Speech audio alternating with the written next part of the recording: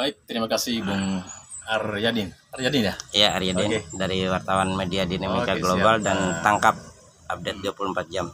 Baik, saya akan menceritakan dari awal tata cara rekrutan calon pekerjaan migran Indonesia Ya. atau CPMI ya. Jadi saya selaku kepala cabang PT Bumen Jaya Praduta Abadi ya, tugasnya menerima CPMI tersebut dibawa oleh sponsor lapangan atau anak-anak CPMI ini akan datang di kantor saya ya. Ini anak-anak ini pertama saya menanyakan dokumen terdiri dari KTP, kartu keluarga, akte kelahiran, ijazah, surat izin orang tua bagi yang belum menikah, dan sudah yang menikah, surat izin dari suaminya. Lanjut yang kedua, setelah sudah menanyakan dokumen itu, nanyakan kesiapan dari anaknya sendiri. Namanya siapa, terus kamu mau kemana, terus apa tujuan kamu ke luar negeri. Ya. Terus kalau sudah jawabannya oke, tujuan mereka paling rata-rata mencari modal. Sudah siap, mantap dan yakin, baru kita proses medikal. Medikalnya praronsen, yaitu di Panda atau di depan Perugana ini. Siap. Setelah di medikal nyatakan hasilnya negatif, baru anak ini dibawa ke Disnaker atau LTSA melakukan seleksi. Ya. Setelah diseleksi oleh dinas, menanyakan lagi hal yang sama, yaitu dokumen. Seperti yang saya ceritakan tadi, KTP, KK, akte, ijazah, surat izin, dan sebagainya. Dan menanyakan kesiapan anaknya. Terus masalah berangkat ke luar negeri dan tujuan apa, paling jawabannya yang sama, yaitu cari modal. Ya. Setelah itu sudah kesiapan, anak itu baru kita proses verifikasi awal. Setelah verifikasi dokumen, baru kita uploadkan ke sistem. Akhirnya keluarlah ID itu ya. Setelah sudah keluar ID dari perusahaan jelas, ID itu mengeluarkan PT ya. Setelah keluar dari ID dari PT, baru kita proses paspor. Ya. Tadi sudah lengkap dengan ID dan berita acara dinas ya. Nah, berita acara dinas, baru kita proses paspor di imigrasi. Di LTSA ini boleh dan di imigrasi induk. Setelah itu sudah selesai paspor anak-anak ini, ya baru di berkas ini dikirim ke Mataram, ke Disnaker provinsi untuk melakukan ngambil surat pengantar dari Bima ke Bekasi, yaitu BLKLN di pusat. Nah, seperti itu. Singkatan daripada BKL itu? BLK. Oh, BLK. Ya, BLK ya. Ya, Balai Latihan Kerja. Balai Latihan Kerja itu untuk melakukan pelatihan.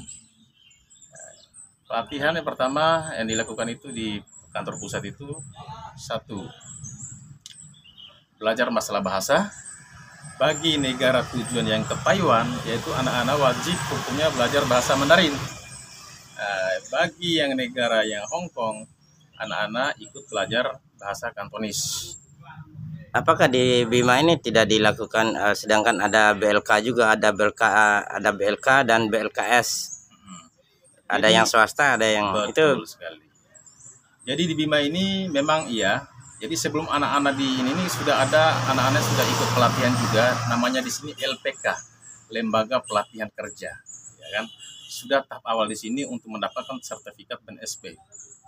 Ya, setelah itu baru kita mendaftarkan ke anak-anak ke sistem tadi kan. Nah, jadi masuk untuk mendapatkan sertifikat ini supaya kelengkapan persyaratan CPMI tersebut, baru kita proses sesuai dengan aturan main.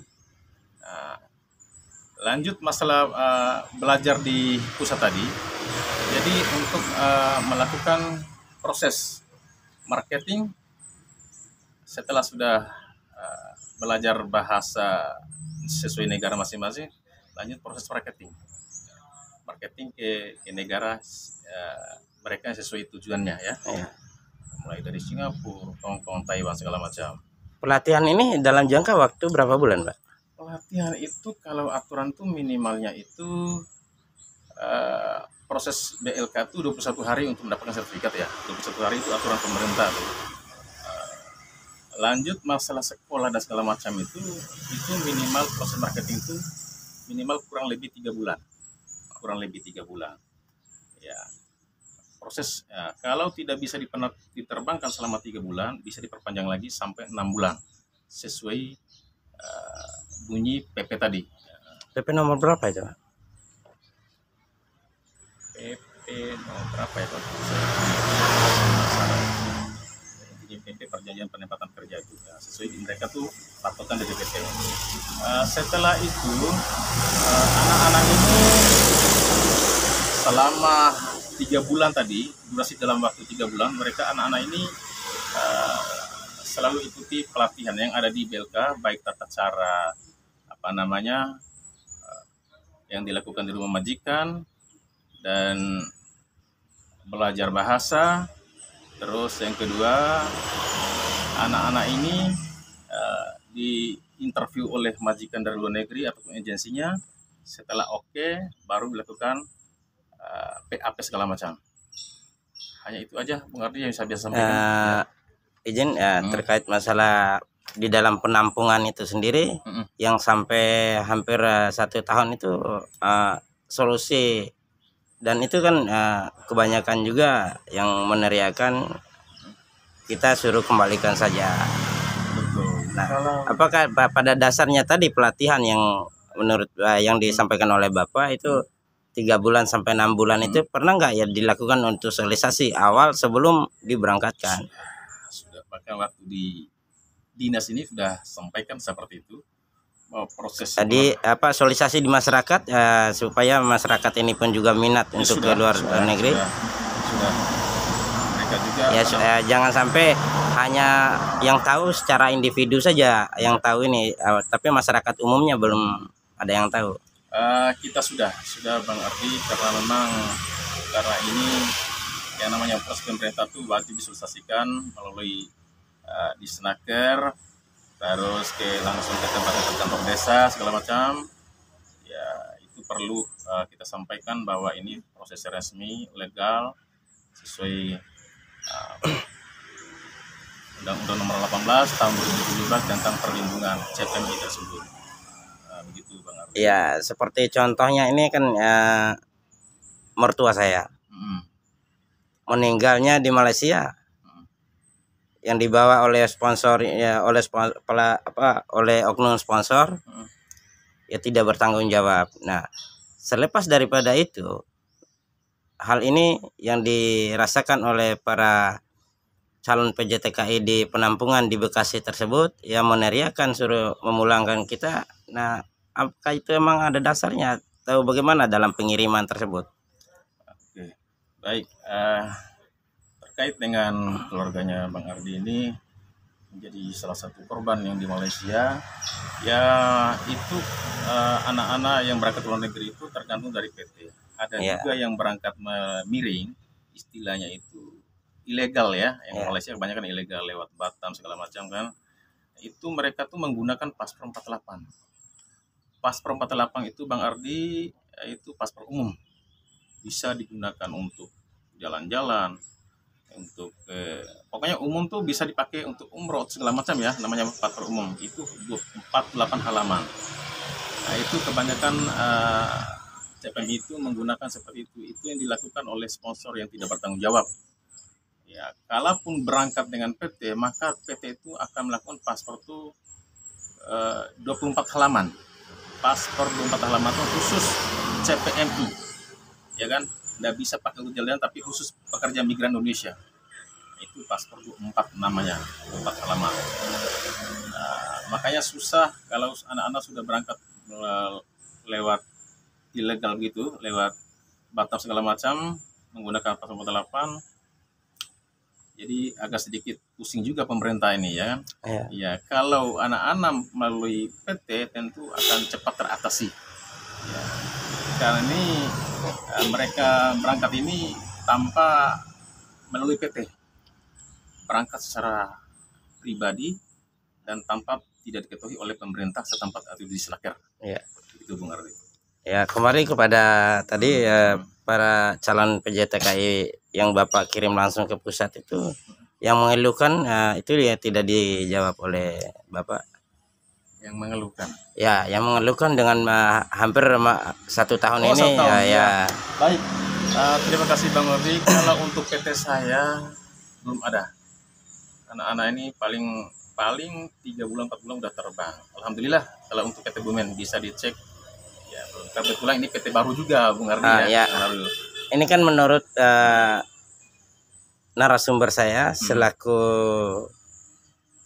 Ketua Komisi 1 itu DPRD Kabupaten Bima, itu mengatakan hal yang demikian sampai ada yang mulai dari 4 bulan sampai 9 bulan di penampungan. Nah, berdasarkan informasi yang diberitahukan kepada anggota DPRD anggota DPRD tadi, bukan DPR RI, DPRD Kabupaten Bima, sampai 9 bulan. Nah, disuruhlah untuk mencari tahu kepada Bapak selaku Ketua Abjati juga dan menyebutkan nama Bapak. Nah, sponsor ini kan tentu Bapak sendiri selaku Ketua. Baik. Jadi insya Allah saya akan cek lagi. Saya cek dulu Bung Ardi ini kaitan dengan ini laporan ini. Kalau setahu saya ini kan PT baru Bung Ardi ya, belum sampai ada 9 atau 8 bulan pun tidak ada. PT baru dibuka. Dan itu makanya perkirakan PT baru ini baru berjalan kurang lebih 4 bulan 5 bulan deh, segitu aja. Belum ada sampai ke atas sana. Ya, kami melanjutkan itu berdasarkan yang disebutkan sponsor itu adalah Bapak Syafruddin yang berasal dari Desa Simpasai, Kecamatan Monta. Nah, inilah kami demi keseimbangan pemberitaan melakukan klarifikasi dan mewawancarai langsung Bapak selaku Ketua Abjati. Betul, siap. Nah, tanggapannya Pak? Ya, saya akan cek dulu dan terus kaitan dengan durasi yang sudah sekian lama ini sampai 9 bulan diberitakan ini, padahal PT ini baru ya dikirakan 4-5 bulan lah, segitu saja. Karena PT ini saya buka bulan 12 kemarin. Ini bulan berapa Bang Ardi? Bulan 4 kan? Di bulan 4 ya. Baru segitu. Terlepas daripada itu, saya menanyakan Bapak yang punya PT, kemungkinan sebelum Bapak memiliki PT pernah mengantarkan anak-anak calon PJTKI ini di PT atau PT lain? Ya. Ada. Dulu saya bergabung di PT. Maka di situ disebutkan sponsor, bukan PT. Ya, Bapak selaku sponsor. Setelah diantar tanpa ada kabar katanya. Setelah diantar tanpa ada kabar. Ya. Kalau saya di PT Putra Pertiwi Jaya Lestari ini, saya selaku kepala cabangnya. Kalau di PT Ibu Mentani adalah istri saya. Nah, saya koordinatornya. Nah, jadi penjelasannya jelas di dalam PT PPJL ini adalah saya penanggung jawab sepenuhnya sebagai kepala cabangnya. Kalau bicara masalah sponsor ya bukan saya kali. Karena itu disebut. Ya, disebut Bapak sebagai sponsor. Halo bos. Bukan. Iya, mungkin. Maka kita lakukan klarifikasi. Ya. Ya, boleh-boleh aja mereka disebut sponsor, kata secara umum kan sponsor ya, pada jabatan saya kepala cabang ya. Seperti itu Bang. Ya, karena Bapak juga yang mengantar langsung ke PT di Jakarta tersebut. Gitu. Kalau sponsor enggak mungkin sampai ke pusat ya. Sponsor prakteknya sampai di kantor cabang Bima. Yang melanjutkan ngantar anak-anak di Jakarta itu adalah tugas daripada kepala cabang. Oh iya. Karena itu pun juga disebutkan oleh Ketua Komisi 1 DPRD Kabupaten Bima atas nama Rafidin. Terima kasih atas. Oke, sama-sama. Salam hormat.